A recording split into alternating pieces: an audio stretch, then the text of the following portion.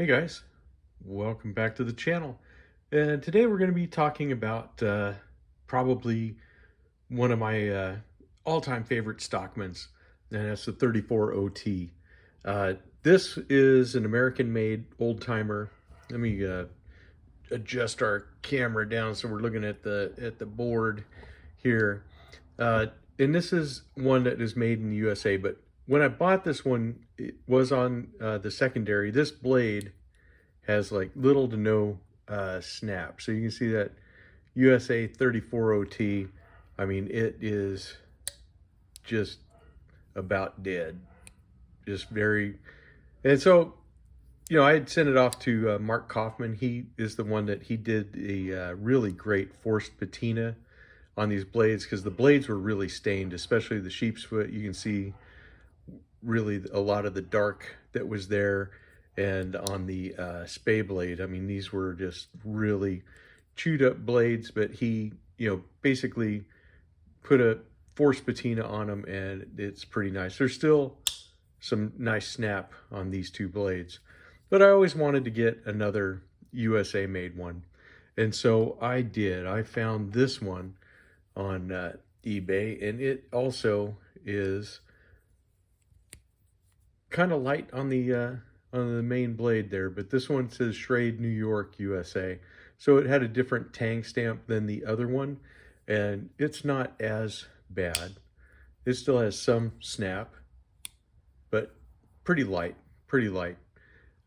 Anyways, it was just one of these things that, like I've said many times before, the 34OT is a knife that I kind of grew up with. I mean, this was my very first EDC knife. Until I went in the service, I carried a 34OT just about every day, and there's not as much snap on this little spay as well.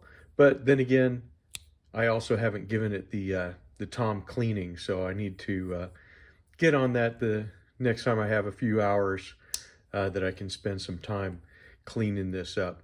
But it's a really great knife, and this very much reminds me of the knife of my youth. You can see how the saw cut Delrin even is different. See how it extends past the pins to the bolsters, where it's more oval and you have a lot more of the brown. And this is kind of what I remember, is more like this pattern of the saw cut Delrin. Same shield, but just really great knives. And when we talk about the 34OT, these knives were introduced in 1964, and I also have another knife from Old Timer that was introduced in 1964, and that's another knife that I've been interested in.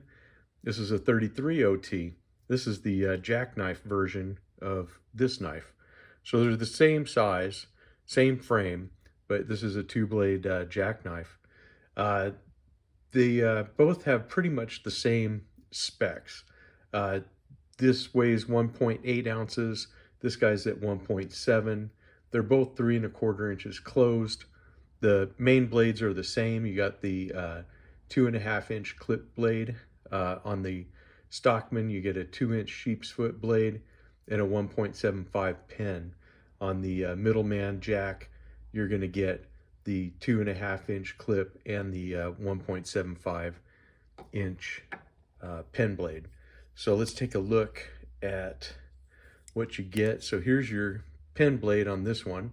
It's actually not too bad. I do like how these fit in your hand. It is a full 4-finger knife, but these are just such a nice compact knife. Now this one says Schrade. So is this one USA made? I think so. I don't know. It doesn't say China anywhere on it. I know that they can't put USA on a Chinese-made knife and vice versa, but it has a nice, pointy clip blade, and then you got some decent snap on this one. So I'm thinking this might be when Taylor and Company owned Old Timer. I'm not sure exactly. You'll have to pardon my dogs in the background. Something has definitely made them go off, but I don't know what. Anyways, these were named the Middleman in 1971 because they fit between the junior and the senior Stockman. And so this being on the same frame was the Middleman jack. So really cool knives, ones that I think everybody should have in their collection. Now, we are going to be talking about the Schrades, Imperials, Old Timers, Uncle Henry's, Hammer brand, and all that stuff coming up tomorrow on the live stream. So you guys will get a lot more history and a lot more in detail of these great knives. But you know, being a fan of the jackknife, I had to get a jackknife copy of this. That Stockman, like I said, when I saw it, I was like, wow, that looks almost exactly like the one I had. You know, so I had to grab it. Plus, it had the Walden, New York on the tang stamp, so that definitely looked awesome. All right, guys. Well, we'll show these off tomorrow. We'll get it, like I said, into some more of the history of all that good stuff. And I will see you tomorrow. Have a good one.